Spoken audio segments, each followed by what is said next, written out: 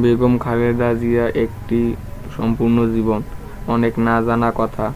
আজকের এই ভিডিওতে এই বিষয় নিয়ে বিশ্লেষণ করা হবে। বেগম খালেদা জিয়া সবসময় এক ধরনের ব্যক্তিত্ব সম্পন্ন একটি জীবন কাটিয়েছেন। বাংলাদেশের রাজনীতির মানে তার বিপরীতে যিনি ছিলেন, তার যেই অশ্লীল অশ্রাব্য কথাবার্তা বা বাজে আচরণ, সেই জায়গাটায় বেগম খালেদা জিয়া ছিলেন একটা অনুসরণীয় দৃষ্টান্ত। তার দীর্ঘ রাজনৈতিক জীবনে তিনি কখনোই প্রতিপক্ষের প্রতি কোনো খারাপ আচরণ করেননি। মানে গালাগাল তো দূরের কথা, তিনি অত্যন্ত মানবিক আচরণ করেছেন। তিনি একটি একটি সম্পূর্ণ জীবন তিনি কাটিয়ে গেছেন। আমি তো বলবো যে একটা মধ্যবিত্ত ঘরে জন্ম নেয়ার পরে মেজর জিয়াউর রহমানের সঙ্গে বিয়ে হওয়া, তারপরে সামরিক জীবন, জিয়াউর রহমানের হঠাৎ মৃত্যুর পরে দলের দায়িত্ব নেওয়া, সেখান থেকে দলকে টেনে নিয়ে তিনবার দেশের প্রধানমন্ত্রীর দায়িত্ব পালন করা, দলকে এত বড় একটা দলকে যেভাবে তিনি নেতৃত্ব দিয়েছেন, বাংলাদেশের একটা অভিভাবকের পর্যায়ে পৌঁছে গিয়েছিলেন, যে আমাদের সকল কিছুর জায়গায় তিনি শীর্ষে স্থান নিয়েছিলেন। তো পৃথিবীতে মানুষের সময় সীমিত, প্রত্যেকে বিদায় নিতে হবে, তিনি বিদায় নিয়েছেন। এবং মানুষ মারা যাওয়ার সাথে সাথে আমরা যখন বলি ইন্না লিল্লাহি ওয়া ইন্না ইলাইহি রাজিউন, এর মাধ্যমে কিন্তু আমরা আল্লাহর কাছে একটা ডিক্লারেশন দিই যে আমরা প্রত্যেকেই তার কাছ থেকে এসেছি, তার কাছেই ফিরে যাব। কিন্তু তারপরও আমাদের আবেগ, আমাদের অনুভূতি জায়গাটা থেকে আমরা আবেগতাড়িত হই, আমরা অনেক স্মৃতিকাতর হই। তো আল্লাহ বেগম খালেদা জিয়াকে বেহেশতে নসিব করুন, তার সকল অপরাধ ক্ষমা করুন, সেই প্রার্থনা আমরা প্রথমেই করতে চাই। এবং আজকে আমার সঙ্গে যোগ দিচ্ছেন দুজন সেনা কর্মকর্তা। প্রথমে আমি পরিচয় করিয়ে দিই মেজর আবু তাহের বেলাল। তিনি বেগম খালেদা জিয়ার সঙ্গে দুইবার দীর্ঘ সময় এসএসএফ এর ওনার নিরাপত্তার দায়িত্ব পালন করেছেন। তিনি কাছে থেকে দেখেছেন বেগম খালেদা জিয়াকে। বেলাল ভাই, আপনাকে স্বাগত জানাচ্ছি আজকের অনুষ্ঠানে। আসসালামু আলাইকুম কনক ভাই, আপনাকেও ধন্যবাদ আমাকে আপনার অনুষ্ঠানে আমন্ত্রণ করার জন্য। এবং দর্শক, আমার দ্বিতীয় অতিথি, আপনাদের অত্যন্ত পরিচিত, আমার চ্যানেলের নিয়মিত অতিথি মেজর সুমন আহমেদ। সুমন আহমেদও বেগম খালেদা জিয়ার নিরাপত্তার টিমে কাজ করেছেন দীর্ঘদিন এবং খুব কাছে থেকে বেগম জিয়ার অনেক কিছুই দেখেছেন, তার সহযোগী ছিলেন। সুমন ভাই, আপনাকে স্বাগত জানাচ্ছি আজকের অনুষ্ঠানে। আসসালামু আলাইকুম। আমি জানি আপনারা প্রত্যেকেই আবেগতাড়িত, আপনাদের প্রত্যেকের মনেই অনেক স্মৃতি আসছে, কারণ বেগম জিয়ার নিরাপত্তার সঙ্গে আপনারা যারা যুক্ত ছিলেন তারা অনেক কিছুই জানেন, যে বিষয়গুলো আমরা সাধারণ মানুষরা জানি না, সে বিষয়গুলো আপনারা জানেন, আপনাদের সঙ্গে মেনটেন করতে হয়। অর্থাৎ ফ্যামিলি মেম্বারের থেকেও আপনাদের সাথে ঘনিষ্ঠতা অনেক বেশি হয়, ফ্যামিলি মেম্বারের থেকেও আপনাদের কনসার্ন অনেক বেশি থাকে নিরাপত্তা এবং অন্যান্য ইস্যু মিলিয়ে। তো প্রথমে আমি শুরু করতে চাই সুমন ভাই আপনাকে দিয়ে। এই বেগম জিয়ার এই মহাপ্রয়াণের পরে আপনি কি মনে করেন, কিভাবে দেখছেন, আপনার স্মৃতিতে কোন বিষয়গুলো আসছে? বেগম জিয়াকে আপনি কাছে থেকে কিভাবে দেখেছেন? আপনার কাছ থেকে একটু স্মৃতিচারণ শুনতে চাই বেগম জিয়া সম্পর্কে, আপনাকে দিয়ে শুরু করতে চাই। জি, বেগম জিয়ার ইন্তেকালের জন্য আমি আল্লাহর কাছে প্রার্থনা করছি যে ওনার রুহের মাগফিরাত। একই সাথে আমি ওনার যে পরিবার রেখে গেছেন, ওনার পরিবার তো শুধু ওনার সন্তান নাতি তারা না, এই দেশ, তাদের সবাই আমি আল্লাহর কাছে আর্জ করছি যে আমাদেরকে ওনার এই চলে যাওয়াটা সহ্য করার ক্ষমতা দিক। বেগম জিয়াকে অ্যাকচুয়ালি আমি যদি মনে করি 4টা পর্যায়ে দেখি। 1983 সালে আমি যখন একজন ছাত্র, হঠাৎ করে নয়াবাজারে উনি একটা জনসভা করতেছিলেন, সেখানে দেখি। পরবর্তীতে বিরোধী দলীয় নেত্রী এবং প্রধানমন্ত্রী, বাংলাদেশের প্রথম মহিলা প্রধানমন্ত্রী, সেই হিসাবে একটা দেখা, কাছ থেকে দেখা, দেন একজন নির্যাতিত বিরোধী দলীয় নেত্রী, এবং শেষ পর্যায়ে উনি যখন ওনার লাইফের শেষ পার্টটাতে কিন্তু উনি যে অসুস্থ হয়ে ইন্তেকাল করলেন শুধু তা না, উনি ওনার দলকে বাঁচানোর জন্য, ওনার দেশের জনগণকে বাঁচানোর জন্য উনি কিন্তু নিজের জীবন, উনি নিজে জেলে গেছেন। যখন জানেন যে উনি বলে গেছেন কিন্তু জেলে যাওয়ার সময় যে এমন কোনো কিছু করবা না যাতে আমার দেশের লোক মারা যায়, এমন কোনো ভাঙচুর জ্বালা পড়ায় তোমরা যাবা না, পার্টিকে বলে গেছেন। আমি রাজনীতির কিছু আনবো না, শুধু এখানে বলি যে কতটা মায়া থাকলে উনি জানেন যে উনি বাকি সবাইকে বাঁচানোর জন্য উনি নিজে জেলে যাচ্ছেন। যদিও আমরা তাকে জেল থেকে বের করবার জন্য ওই ধরনের কোনো আন্দোলন করতে পারি নাই, সেটা আরেক দিনের গল্প। এবং আল্লাহ, অনেকে বলেন যে এই হাসিনা যদি তাকে এইভাবে মিথ্যা মামলায় জেলে না নিত, অথবা ওনাকে যদি এইভাবে ওনার বন্দি অবস্থায়, যেটা বলা হয় বিষ প্রয়োগ করা বা ওনাকে ইচ্ছাকৃতভাবে অসুস্থ করে ফেলা, সেই জিনিসগুলো যদি না হইতো উনি আমাদের মাঝে আরো থাকতে পারতেন, আমরা ওনার চিকিৎসা করতে পারতাম। সেই জিনিসগুলো আছে সান্ত্বনা দেওয়ার জন্য, বাট আল্লাহর ইচ্ছা আল্লাহ ঠিক করে রাখছেন। আমাদের নিশ্চিত করতে হবে ওনাকে সাথে যারা অন্যায় করেছে তাদের বিচারটা আমাদের করতেই হবে। বাট আল্লাহ ওনাকে এমন একটা সময় নিলেন, দেখেন আমাদের এই যে জালিম সরকারকে আমরা সরাই দেওয়ার পরে আমাদের দেশে আমরা একটা ঠিক তার আগের দিনে কিন্তু মনোনয়নপত্র জমা দেওয়া, নির্বাচনের যে জিনিসটা দেশকে আগায় নেওয়ার জন্য আল্লাহ সেই পর্যন্ত বাঁচিয়ে রেখে তারপর নিয়ে নিছেন। তো আমি মনে করি আল্লাহর কাছে শুকর, আল্লাহ যেভাবে নেন না কেন উনি ইনশাল্লাহ আমাদের সম্মানের জায়গায় সবসময় থাকবেন। তো ওনাকে যখন যেই সময় আমি যেটা বললাম 4 ফেজে ওনাকে যখনই আমি দেখছি, একটা জিনিস কি, শহীদ জিয়াকে আমরা যখন দেখতাম বা শহীদ জিয়ার কথা শুনতাম, আমাদের কাছে মনে হতো উনি একটা ম্যাগনেট, মানে চুম্বকের মতন আমাদের সবাইকে আকর্ষণ করতেছেন। আমার ছোটবেলায় শহীদ জিয়াকে দেখা। আর তার বিপরীতে আমি যদি বেগম খালেদা জিয়ার কথা বলি, উনি একই সাথে একটা চুম্বক ছিলেন, উনি একই সাথে একটা চাঁদ সূর্য সবকিছু। আবার আমাদের মধ্যে ওনার আশপাশে যে গেছে, বেলাল বলবে একটা ফিলিং হইতো, এটা বলে বোঝানোর না, যে মনে হইতো যে উনি আমাদেরকে ভালোবাসা দিচ্ছেন। ওনার পাশে গেলে আমরা মনে হতো যে আমরা দেশপ্রেম আমাদের মধ্যে আরো বৃদ্ধি পাচ্ছে।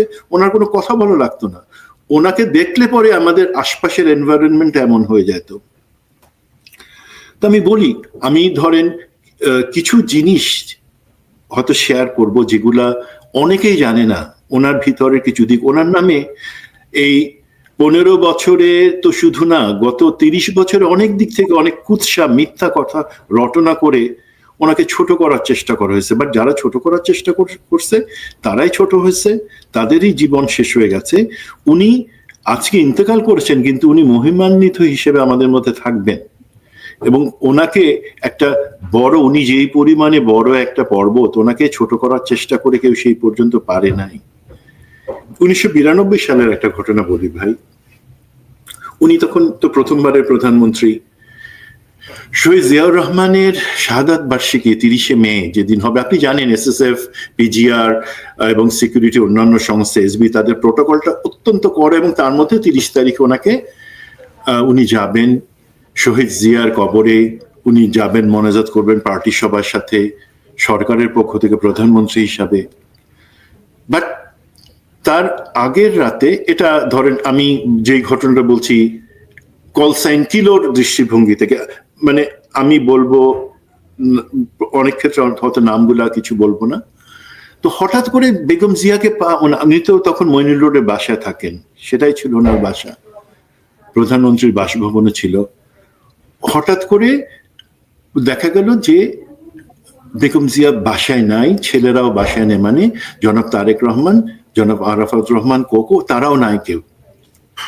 আর সিকিউরিটিতে যে ছিল ডিজিএফআই এর পক্ষ থেকে, সে একজন কিলো 1-কে ফোন করে বলল যে স্যার একটা লাল গাড়ি বের হয়ে গেছে, যেটা জনাব তারেক রহমান মাঝে মাঝে ব্যবহার করেন।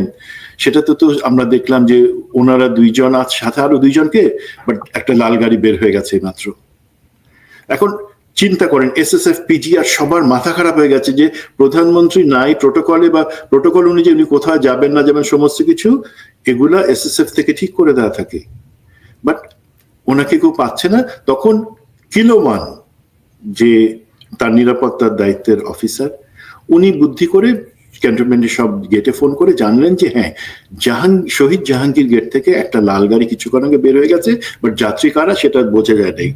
তো কিলো 1 তখন বুদ্ধি করে বুঝতে পারলো যে সেখানে উনি সম্ভবত ওনার স্বামী শহীদ প্রেসিডেন্ট জিয়াউর রহমানের কবরে যাচ্ছেন নিরিবিলি কিছু সময় কাটানোর জন্য, but it's a risky, she is the prime minister of Bangladesh. তখন উনি বাকিদের খবর দিয়ে, তখন ছিল কিন্তু কবরে যাওয়ার জন্য সংসদ ভবনের যে পানির উপর থেকে একটা ভাসমান ব্রিজ, জি, তো ওনাকে পাওয়া গেল, উনি ব্রিজ ক্রস করে সাথে আছেন, গাড়ি ড্রাইভ করে গেছে আরাফাত রহমান কোকো, তারেক রহমান সাথে আছেন এবং ওনার একজন এডিসি সাথে আছেন আর বেগম জিয়া।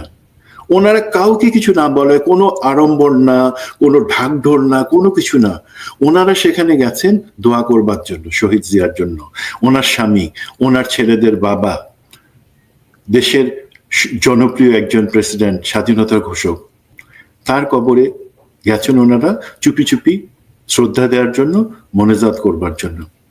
পরে সেখানে সিকিউরিটি আসছে এবং একই জিনিস 1993 সালেও কিন্তু হয়েছে।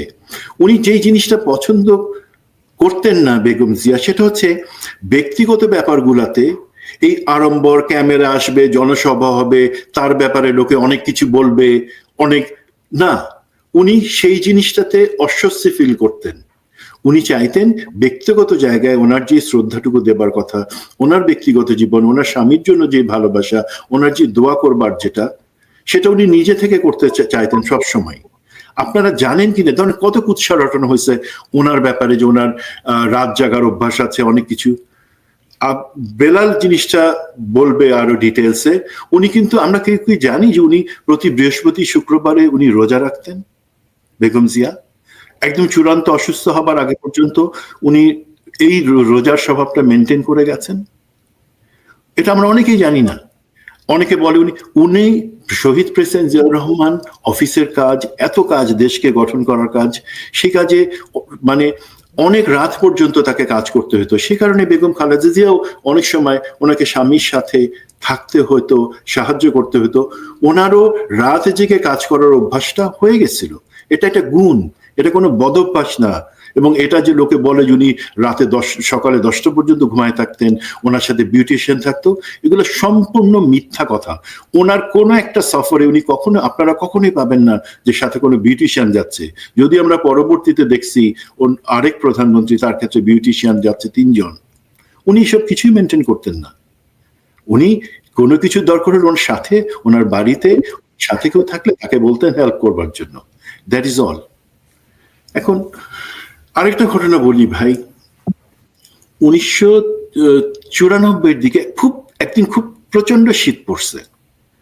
তো সাধারণত বেগম জিয়া বা প্রধানমন্ত্রী উনি কোথাও যাবেন, সেই ডিটেলস গুলা, সিকিউরিটি প্রোটোকল, SSF কিভাবে যাবে, কোথাও কে পুলিশ কিভাবে নিরাপত্তা দিবে, সমস্ত জিনিস আগে থেকে ঠিক করা থাকে। তো উনি হঠাৎ করে শুনলেন যে ব্রডকাস্টে যে শীতটা নাকি অনেক তীব্র। তো 1 ঘন্টার মধ্যে উনি বললেন যাদেরকে রেড ক্রিসেন্ট সোসাইটির প্রেসিডেন্ট, চেয়ারম্যান এবং ওনার সাথে SSF ডিটেলসে ওনার পার্টির কাউকে তেমন কিছু বলেন নাই। উনি বললেন যে এই লোকগুলা কষ্ট পাচ্ছে, আমি শীত বস্ত্র দিব, কোনো ক্যামেরা বা অন্যান্য কিছু দরকার নাই, কোনো অনুষ্ঠানের দরকার নাই। এবং উনি নিশ্চিত করলেন যে রেড ক্রিসেন্টের যেই স্টোরেজ থাকে সেখান থেকে কম্বল এবং সমস্ত কিছু মতিঝিলে চলে আসবে, এই কমলাপুর রেল স্টেশনের কাছে। উনি গেলেন ছোট্ট, উনি কোনো বড় লটবহর নিয়ে যান নাই, একদম মিনিমাম পসিবল ওনার সিকিউরিটির জন্য যাদের দরকার তাদেরকে নিয়ে উনি গেলেন। রাস্তায় লোকজন শুয়ে আছে, ঘুমাচ্ছে, কুকরাই, তাদের গায়ে জামা নাই, কাঁপতেছে। উনি কিন্তু আগে থেকে নেমে গেলেন, উনি গাড়ি নিয়ে তাদের পাশে গেলেন না, গাড়িকে আগে থেকে নেমে, গাড়ি থেকে নেমে হেঁটে তার পাশে কম্বল নিয়ে লোকে যাচ্ছে, উনি তাদের গায়ে কম্বল দিয়ে দিচ্ছেন, সাথে কেউ তাকে জাগায় দিয়ে বলছে। এখন এই রাতের বেলা পাশে পুলিশ আছে, এইখানে লোকজন কে কম্বল দিল, যাদেরকে দেওয়া হচ্ছিল, এত লোকজন দেখে যাদেরকে কম্বল দেওয়া হচ্ছিল তারা ভাই ভয় পালায় যাচ্ছে। বাট কিছুক্ষণ পরে যখন দূর থেকে তারা দেখলো যারে তো আমাদের দেশের, যেটা তারা কল্পনাও করতে পারে নাই, যাদেরকে তারা হয়তো কোনো সময় রাস্তা দ্বারা টিভিতে দেখছে, কোনো জনসভাতে দেখছে, সে আজকে নিজে থেকে এসে কোনো আড়ম্বর নাই, কোনো ঢাকঢোল নাই, তাদেরকে শীত বস্ত্র দিচ্ছে, কম্বল দিচ্ছে, নিজ হাতে দিয়ে দিচ্ছে। এটা তাদের প্রতি অভিশাপ। তারা সবাই যাদের তারা আবার সবাই দৌড়ে আসে, একদম পারলে ওনার পায়ের উপরে পড়ে যায়, সেই মতন একটা ইমোশনাল অবস্থা। এবং উনি সেটা নিয়ে কোনো বাড়াবাড়ি বা কোনো কিছু করলেন না। ওনার পক্ষে যতটুকু সময় সম্ভব ছিল উনি কিন্তু সেই শীত বস্ত্রগুলো বিতরণ করে আবার চলে আসলেন। আর আরেকটা ঘটনার কথা বলি আমি, যে অনেক জিনিসই হয়তো বলবো না যেগুলো আপনারা জানেন। ধরেন ওনার এই 15 বছরেও যদি যাই, ওনার নামে অপবাদ, গালিগালাজ এবং ওনাকে চিকিৎসা বঞ্চিত রাখা, ওনার নামে মিথ্যা মামলা দিয়ে যেটা প্রমাণিত সেটা দিয়ে ওনাকে জেলে রাখা, সেই জিনিসগুলা যে করছে সেটা ছিল শেখ হাসিনা। আজকে আমি কোনো গালিগালাজ বা কিছুতে যাব না, রাজনৈতিক কথাতেও যাব না। তো এই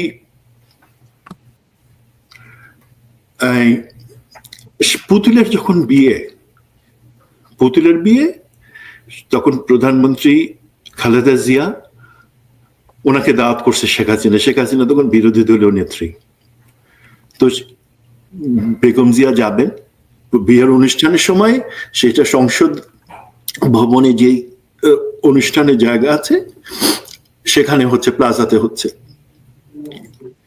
তো ওই আওয়ামী লীগ বা ওই বিয়েতে যারা আসছে তারা তো সবাই ওখানে আর্চওয়ে বসানো আছে নিরাপত্তার জন্য, যে গেট থেকে ঢুকতে হয়, সেটা তোয়াক্কা না করে সব লোক ভিতরে ঢুকে গেছে।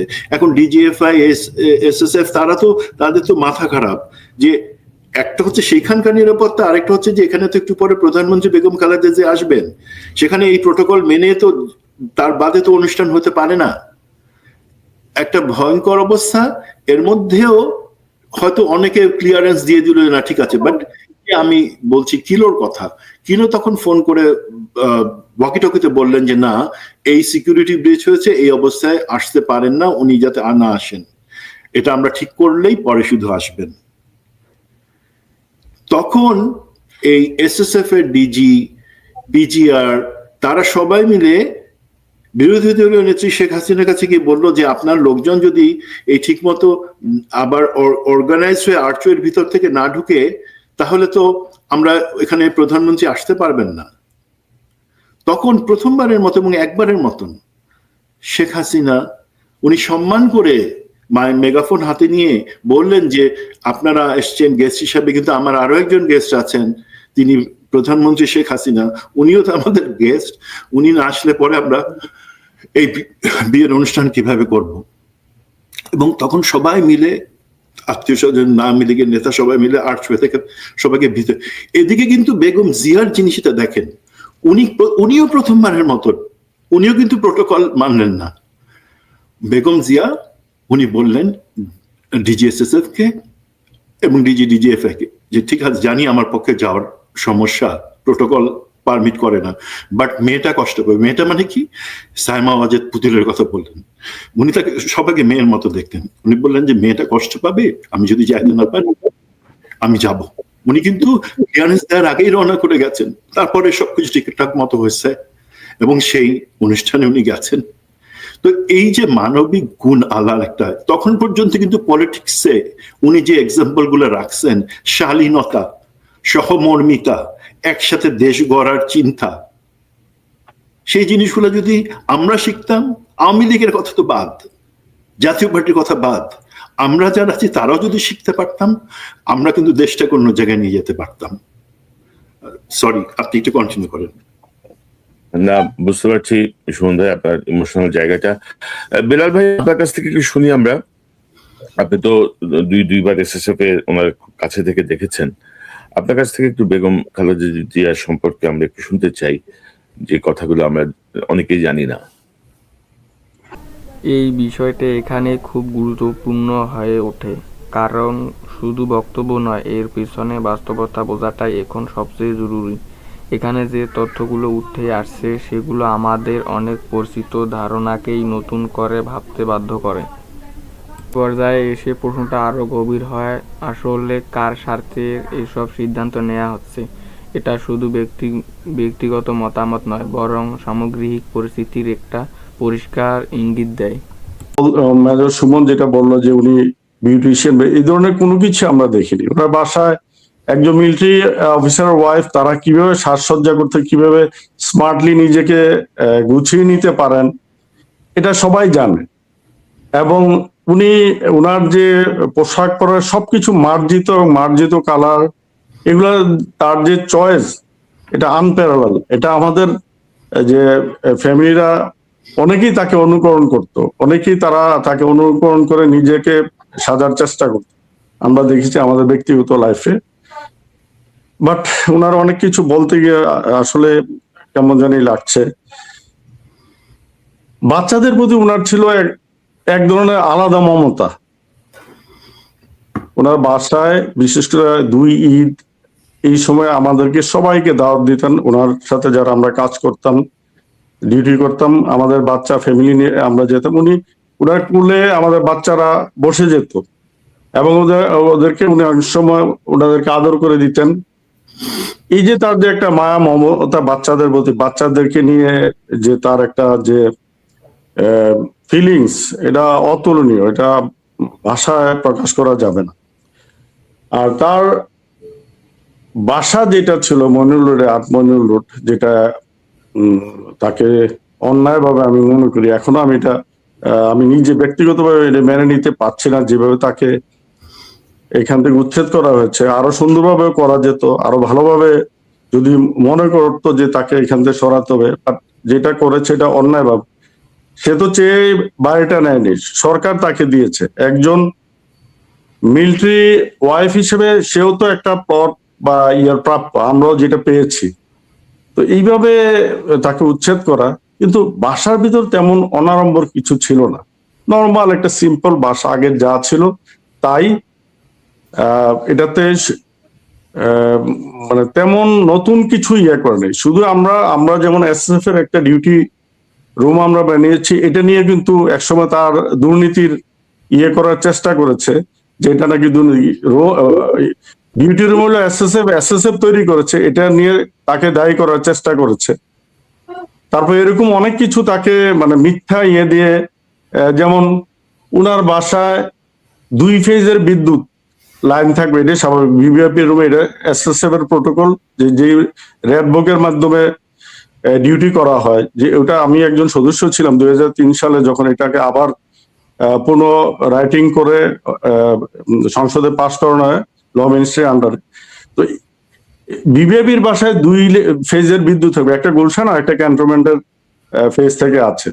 এটা নিয়ে তাকে পরবর্তীতে তাকে দুর্নীতির মামলায় হয়তো পরে ফাঁসানো হয়েছে কিনা আমি জানি না, এভাবে চেষ্টা করা হয়েছে। এগুলো আসলেই কেমন মানসিকতা এটা আমার জানা নেই। তবে উনার যে ধীরতা বিভিন্ন সময়, যেমন আমি একটা বলতে পারি যে তত্ত্বাবধায়কের আন্দোলনের সময় চরম একটা খারাপ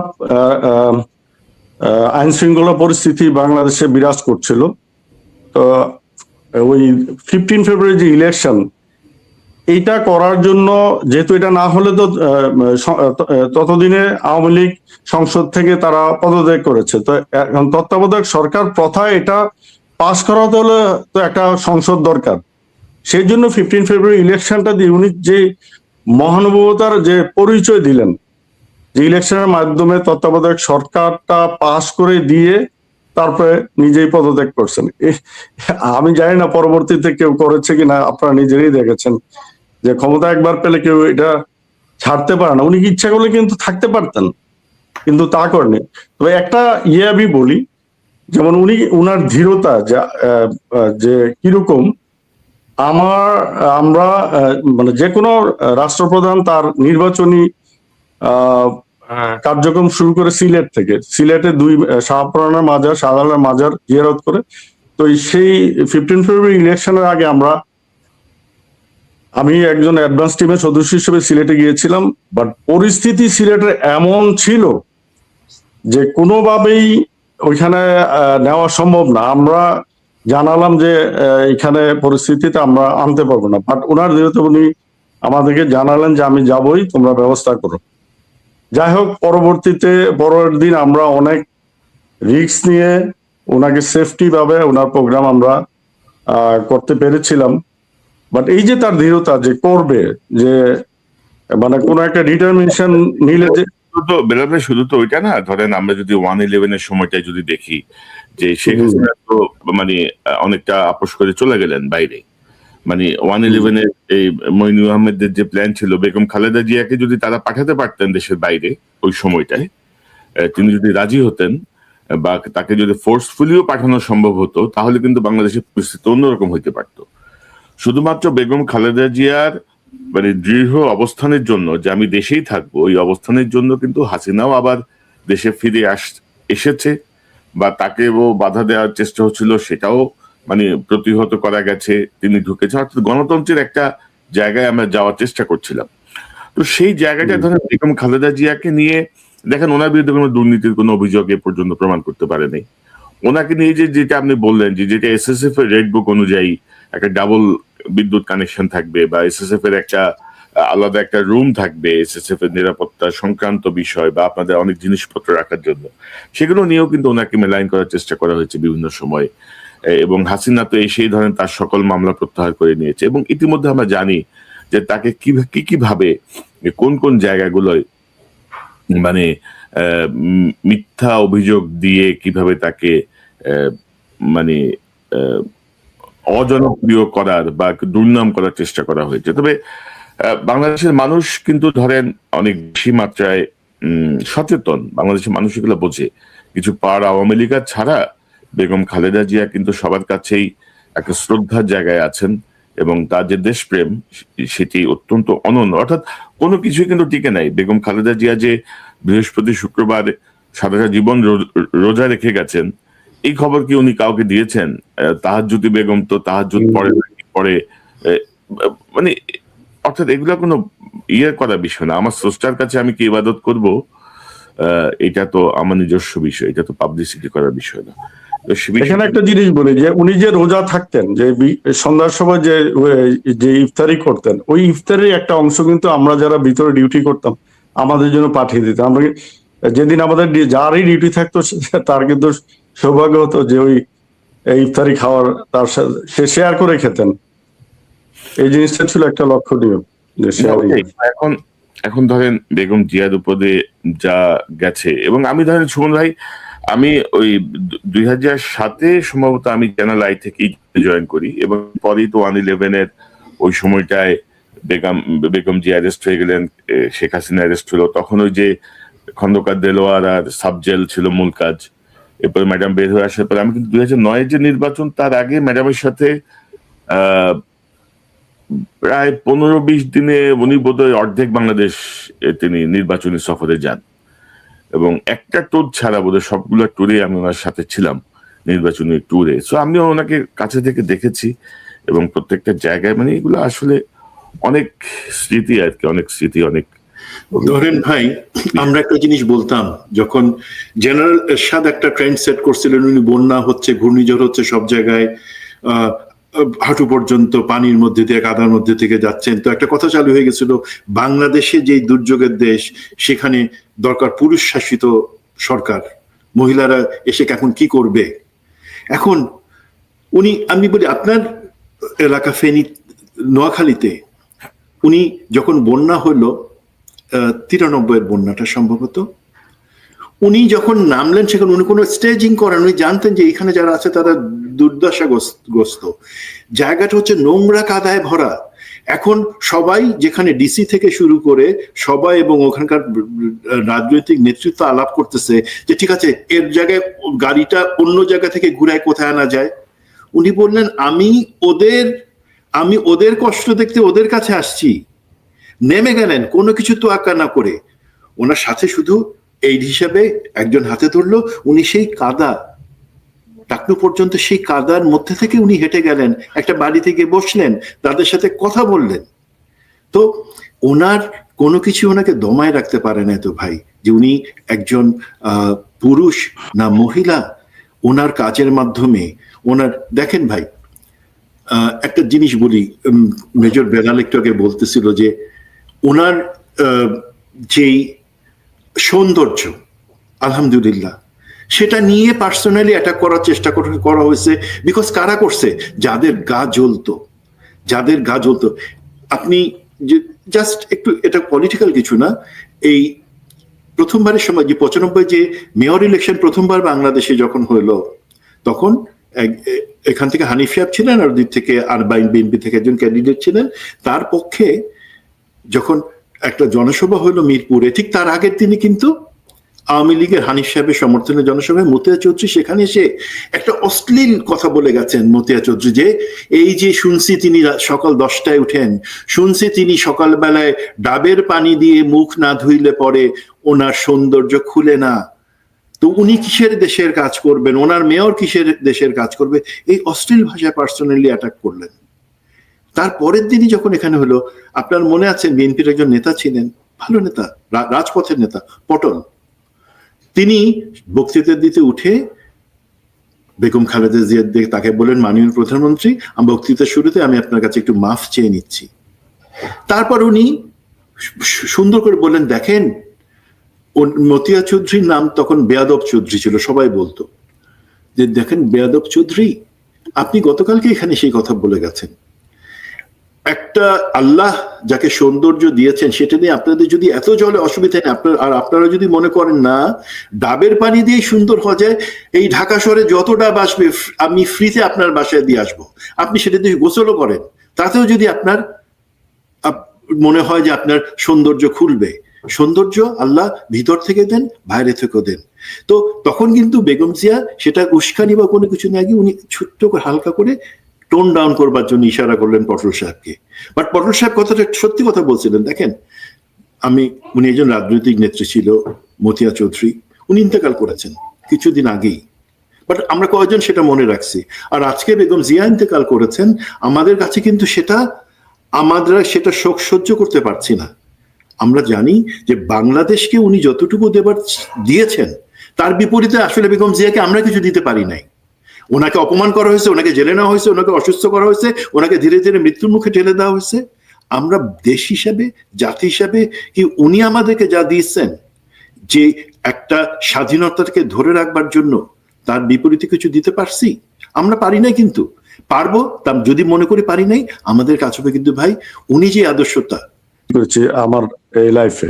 একবার আমি 2004-এর একটা উদাহরণ দিই। ধুনটের একটা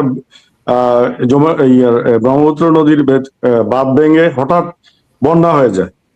আগের দিন বিকালবেলা আমি অ্যাডভান্স কমান্ডার হিসেবে যাই, পরদিন 10টায় উনি ওইখানে হাজির ত্রাণ দেওয়ার জন্য। এমন নয় যে একদম এই যে বাঁধ ভেঙে পানি যাচ্ছে ওই একদম কাছে আমরা নিয়ে গিয়েছি, উনি নিজেই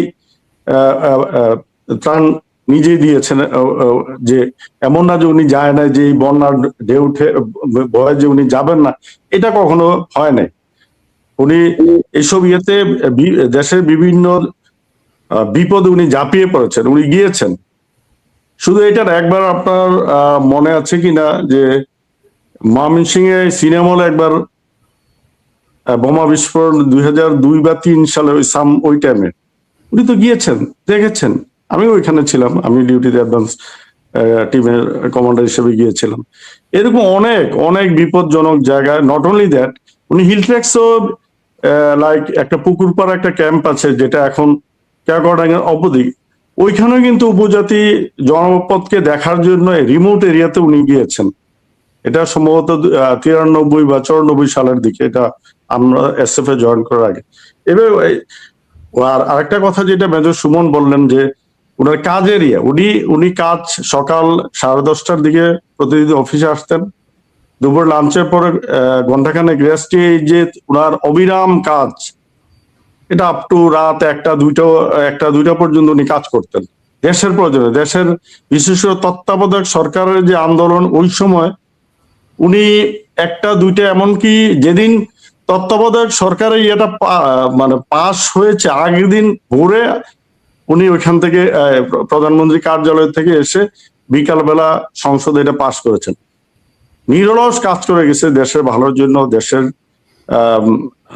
জন্য। কিন্তু বিনিময়ে আমরা ওনাকে কি দিয়েছি? ওনার যাক, তারপর আমি আল্লাহর কাছে অশেষ শুকরিয়া জানাই যে উনি ইন্তেকাল করার আগে আল্লাহ উনাকে সম্মানিত করেছেন। আমি যেটাকে বলবো, ওনাকে যে এত বড় একটা সম্মান দিয়ে পৃথিবী থেকে আল্লাহ নিবেন, এটা একমাত্র ওনার ভালো কাজের জন্য এবং এই জনমানুষের দোয়ায়।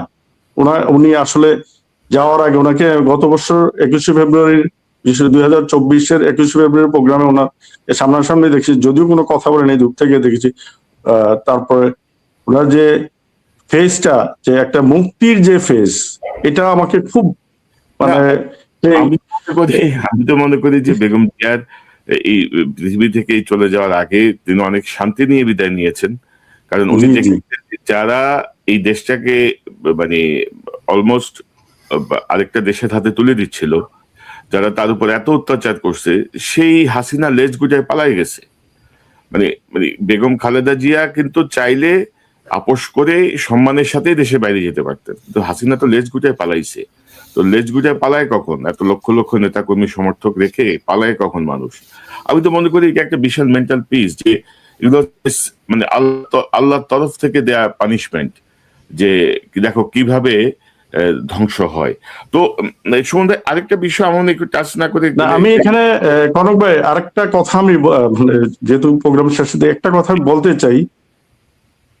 বেগম খালেদা যে একটা ইতিহাস, এবং তার কাছ থেকে শেখার অনেক জিনিস আছে, অনেক জিনিস যেটা নিয়ে গবেষণা করতে পারে বিএনপি। যেমন বিএনপি আগে শহীদ জিয়ার যে অনেক কিছু, আমি যেহেতু ইতিহাসের ছাত্র, আমি অনেক কিছু স্টাডি করি, উনাকেও ঠিক মতো ধারণ করতে পারে নাই।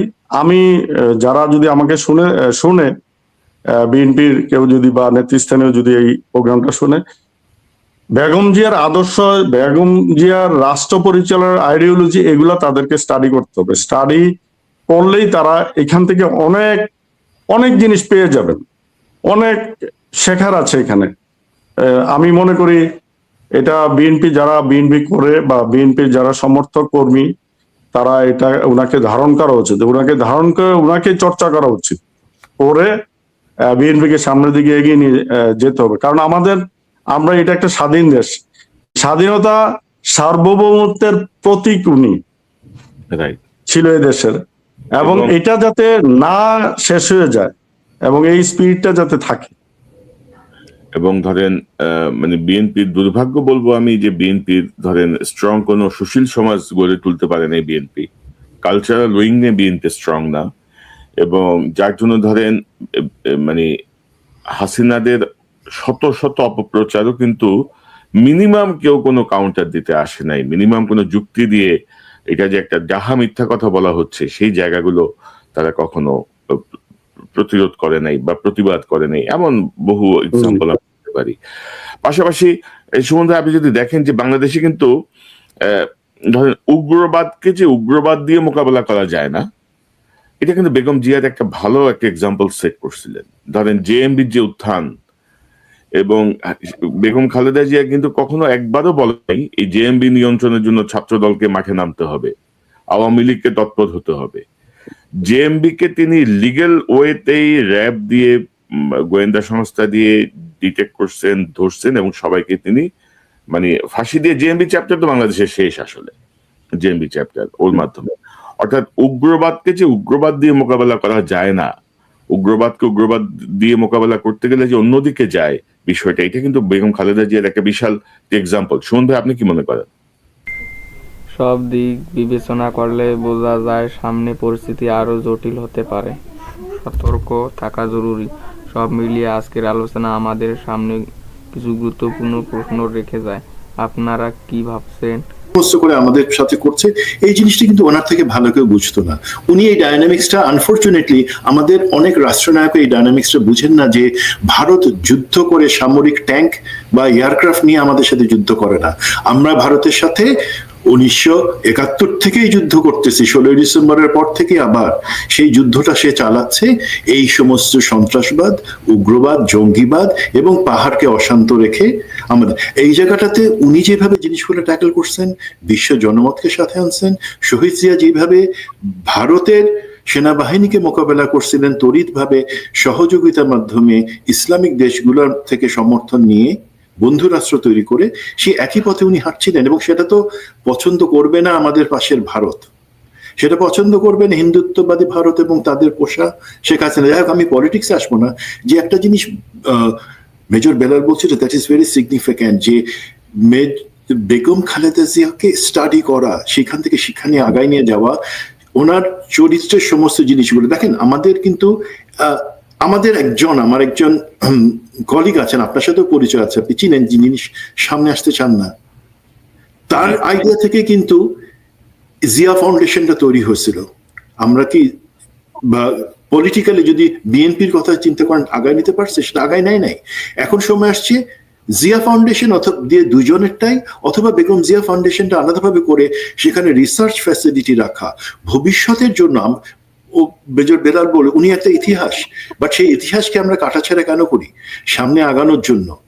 আর আরেকটা জিনিস আপনার বলতেছেন দুজনে যে বিএনপির এই, আমি মনে করি একটা জিনিস আজকে থেকে আমাদের ক্লিয়ার করা উচিত, বেগম জিয়া শুধু বিএনপি ছিলেন না, বেগম জিয়া দেশের, বেগম জিয়া এই দেশনেত্রী, এবং ওনাকে নাম ফলক রাস্তার নাম ওনার নামে বা এই সমস্ত আমরা এইভাবে ওনাকে, উনি আমাদের হৃদয়ে আছেন, দেশের সবার কোটি মানুষের হৃদয়ে আছেন। ওনাকে আমরা দেশের প্রতিটা লোক ধারণ করে। আমার অনুরোধ থাকবে দেশের নেতৃত্ব এবং ভবিষ্যতে যদি আমি বিএনপি যেহেতু মনে করছে তারা ক্ষমতায় আসবে, প্লিজ ওনাকে এমন কোনো কিছুতে বিতর্কিতভাবে কোনো কিছু নামকরণ বা কোনো কিছুর মধ্যে বা বিএনপি করণ করবেন না। বেগম জিয়া আমাদের দেশের সবার, দেশের শুধুমাত্র সব রাজনৈতিক দলের না, আপামর জনসাধারণের। বেগম জিয়া আপামর জনসাধারণের। বেগম জিয়া হচ্ছেন একটা সেনা পরিবারের মধ্যে থেকে জন্ম নিয়ে, মানে আমি বলছি ওনার যে ক্যারিয়ার, মেজর তৎকালীন ক্যাপ্টেন জিয়ার সাথে বিয়ের পর থেকে, তারপর থেকে ওনার যে লাইফ, উনি কিন্তু সেনা সদস্যদের প্রতি জনকে, যেমন আমি আছে বলি, আমার কাছে একজন বেগম জিয়ার খুব কাছের, যিনি অনেক সময় বেগম জিয়ার সাথে এডিসি হিসেবে ছিলেন, সে আমাকে বলতেছিল যে গত বছর বেগম জিয়ার সাথে কথা বলার পরে তার কাছে মনে হয়েছে যে বেগম জিয়া সব কষ্ট, সব অন্যায় অত্যাচার সবকিছু ভুলে যেতে রাজি আছেন। উনি সব ভুলে গেছেন তার উপরে যারা অন্যায় করছেন, বাট উনি একটা কষ্ট মেনে নিতে পারেন নাই। ওনার হয়তো সেটা তো অনেক কষ্ট, উনি মুখে বলেন না, এবার বুঝে যায়।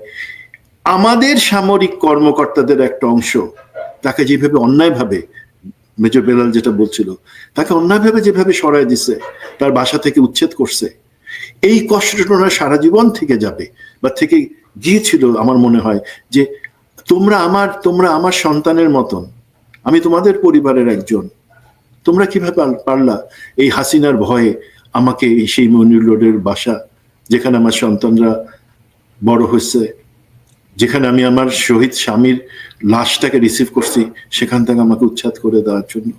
এই কষ্টটা আমার মনে হয় উনি অবশ্যই, আল্লাহ ওনাকে সমস্ত পরিতৃপ্তি নিয়ে স্বাধীন বাংলাদেশ আবার উনি দেখে গেছেন, বাট আমার মনে হয় এই জায়গাটার কষ্ট আমাদের একটু ভুলায় দেওয়ার জন্য ওনাকে জাতীয়ভাবে, ওনার কোনো আলাদা নামের দরকার নাই, উনি আমাদের হৃদয়ে থাকবেন।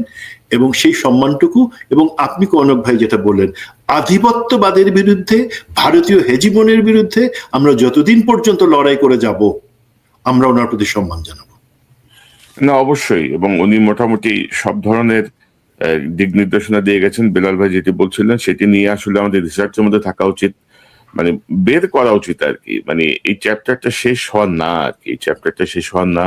ওনার যে দীর্ঘ জীবন, সেই দীর্ঘ জীবন দিয়ে তিনি প্রতিটা জায়গায় এই বিষয়গুলো স্পষ্ট করে দিয়ে গেছেন। এবং আপনি যে কথাটি বলছিলেন সেটি অত্যন্ত গুরুত্বপূর্ণ, যে ধরেন ওটা তো শুধু মানে বেগম জিয়ার বাসস্থান ছিল না, ওইটা বাংলাদেশের উপপ্রধান সামরিক সেনাপ্রধানের বাসস্থান ছিল, সেনাপ্রধানের বাসস্থান ছিল, বাংলাদেশের রাষ্ট্রপতির বাসস্থান ছিল, বাংলাদেশের প্রধানমন্ত্রীর বাসস্থান ছিল। তো এই জায়গাটা তো ধরেন আর্কিওলজিক্যাল জায়গার দৃষ্টিকোণ থেকে বা ঐতিহাসিক দৃষ্টিকোণ থেকেও তো এই জায়গাটা সংরক্ষণ করা রাষ্ট্রের দায়িত্ব ছিল। তো সেখানে ধরেন এখন হাসিনার ফাঁদে পড়ে কেউ যদি ফ্ল্যাট, বাড়ি, গাড়ি, কিছু টাকা, সুযোগ সুবিধার জন্য যদি সব বেইমানি করে, তাদের কুকুরের মতো জীবন হবে, কুকুরের মতো মৃত্যু হবে। তারা প্রকৃতি তাদেরকে শেষ করে দিবে। এটা আল্লাহর বিচার বলে একটা বিষয় তো আছেই। তো বেগম জিয়া কখনোই কারোর প্রতি কখনো মানে ক্ষোভ, উষ্মা, ঘৃণা কখনো প্রকাশ করেন নাই। এটা ছিল তার একটা চারিত্রিক বৈশিষ্ট্য, এবং শত কিছুর মধ্যেও তিনি এটি শান্তিপূর্ণ ভাবে কাটানোর চেষ্টা করেছেন। এবং আমি কালকে ইন্টারভিউতে শুনছিলাম যে তিনি বলছিলেন বেগম জিয়ার সঙ্গে দেখা করে জেল থেকে বের হওয়ার পরে, যে আপনি এগুলো নিয়ে কি করবেন। উনি শুধু বলছেন যে আমি আল্লাহর কাছে বিচার দিয়ে রাখছি, আমার এগুলা নিয়ে আর কোনো ইয়ে নাই। তো সে আল্লাহর কাছে বেগম জিয়া চলে গেছেন। আমরা তার আত্মার মাগফিরাত কামনা করি। আবারও তিনি বাংলাদেশের জন্য তার যে অবদান, নিশ্চয়ই মহান সৃষ্টিকর্তা কাছে তিনিও সম্মানিত হবেন। তিনিও তার মানবিক যে ত্রুটি মানুষের, সেই মানবীয় ত্রুটিগুলো তিনি ক্ষমা করবেন এবং তিনি জান্নাতে দাখিল হবেন, সেই প্রত্যাশা আমরা করি। তার জন্য আমাদের সর্বান্তকরণে প্রার্থনা। আগামীকাল হয়তো তিনি সমাহিত হবেন। আমরা নিশ্চয়ই আজকের আলোচনা অনেক কথা বেরিয়ে আসলো এবং আমার দর্শক ধারাবাহিকভাবে বেগম খালেদা জিয়ার সঙ্গে কাজ করেছেন, তাকে খুব কাছে থেকে দেখেছেন এমন অনেককেই আমরা আমন্ত্রণ জানাবো এই অনুষ্ঠানে। তার মাধ্যমে তাদের কাছ থেকে আমরা জানতে চাইবো বেগম জিয়ার অনেক অজানা কথা, যেগুলো হয়তো ভবিষ্যতে আমাদের জন্য অনুপ্রেরণার উৎস হয়ে থাকতে পারে। আপনাদের দুজনকে অসংখ্য ধন্যবাদ, মেজর সুমন, মেজর বেলাল। আল্লাহ হাফেজ। ভাই, আল্লাহ হাফেজ। আসসালামু আলাইকুম। ওয়ালাইকুম আসসালাম। দর্শক, এতক্ষণ যারা শুনলেন, এই অনুষ্ঠান দেখলেন, শুনলেন, নিশ্চয়ই আপনার এই আলোচনার মর্মার্থ উপলব্ধি করতে পারবেন। বেগম খালেদা জিয়ার একটি ঐতিহাসিক জীবন, একটি ঐতিহাসিক ভাবে তিনি বহু কিছু বাঙালিদের জন্য, বাংলাদেশের জন্য, বাংলাদেশের মানুষের জন্য তিনি দিয়ে গেছেন।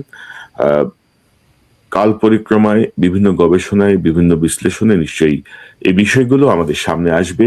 ভবিষ্যৎ প্রজন্মের জন্য আমরা যদি তার যে বক্তব্য, তার যে নির্দেশনাগুলো, সেগুলোকে যদি আমরা একটি কাঠামোবদ্ধ করতে পারি, তাহলে আমাদের ভবিষ্যৎ সংকটে অনেক সিদ্ধান্ত গ্রহণে আমাদের জন্য সহজ হবে।